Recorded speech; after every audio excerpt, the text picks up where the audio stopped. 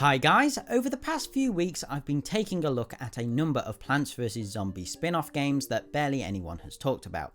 Whilst arguably this is for good reasons, I thought it would only be fair to give at least these games a bit of a showcase. Previously we looked at both Plants vs Zombies 3D and Plants vs Zombies 2 World, but today we are going to turn our attention to Plants vs Zombies 2 Guardian. Now all three of these games are very similar and have been released on a number of Chinese gaming platforms. You can play all of them in a web browser for free, even if you don't actually live in China.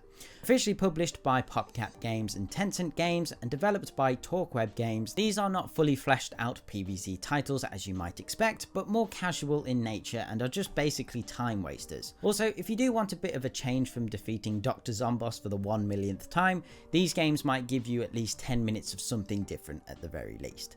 So Plants vs Zombies 2 Guardian has a very simple structure and premise. You have a lineup of 5 plants and you need to defend those plants from the endless zombie hordes that are hell-bent on one thing: eating your brains. If a zombie makes it to your line of defenses, you will lose, even if the zombie was just intending on giving the plants a big cuddle.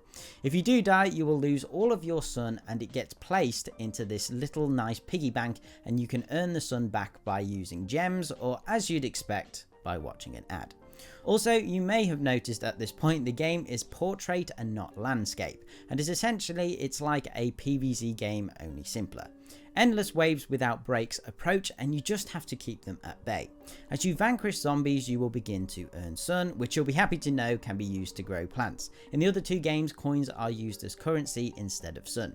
But anyway, this again is where the merge element of the game begins. As you have only 5 plants to defend with, you are going to need to level them up, and to do this you have to combine plants together. When 2 plants of the same level are merged together, they will transform into a different and more powerful plant that has increased damage and other stats. All plants fire automatically, but if you click and drag on the screen, this little crosshair will appear, allowing you to change the direction your plants are shooting in, as well as increasing their fire rate. This can be useful if zombies start to get too close for comfort, or if you want to be a bit more involved in the game. As you destroy more and more zombies, you will have vanquished enough to level up, which is indicated by the green button at the top. When you level up, the zombies become stronger, but it also increases the amount of sun you earn from them. This is important because every time you purchase a new plant, it increases the amount of sun needed to buy a new plant. While starting at a couple of hundred, it will quickly pile up and you'll be purchasing plants going into the thousands and possibly millions if you play long enough. There are ways to counteract this and other ways to earn sun. This includes completing challenges, using the Wheel of Fortune, watching ads, or getting upgrades that decrease the cost of plants by a certain percentage. Another currency in-game is gems. Gems are used to purchase high-level plants and small upgrades such as damage buffs.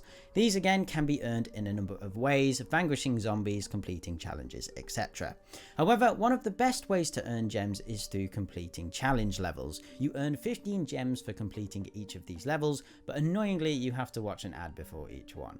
Also, if you purchase a lot of plants in one go and you run out of sun, every time this happens you will be asked if you want to watch an ad to earn some more.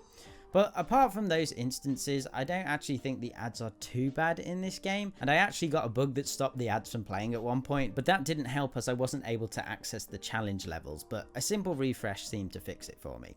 Overall, out of the 3 games I've covered recently, I still think Plants vs Zombies 2 World is my favourite. Compared to both this and PvZ 3D, PvZ 2 World seemed to have the most depth, be the most polished, and the one I enjoyed the most. So again, if you are interested, links to all the games are in the description. I agree these aren't games to really get excited about and the language barrier can be a pain, but Google Translate is a really great way to solve this issue quickly. I certainly wouldn't recommend to play this over some of the original games, but I think with the current PvZ drought we're experiencing, it's always nice to see there are some other spin-off games you can check out even if you can't stand them after the first 10 minutes. PvZ 2 Guardian was probably the most basic out of the 3, and the ads were a tad annoying, but I did quite like the merge game feature. I enjoyed the fact the plants didn't just level up, they actually turned into different plants.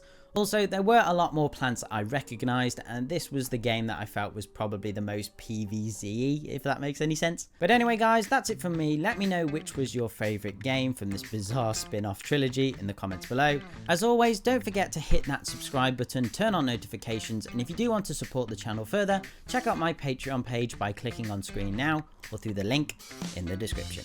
Okay, thanks guys, bye. Bye.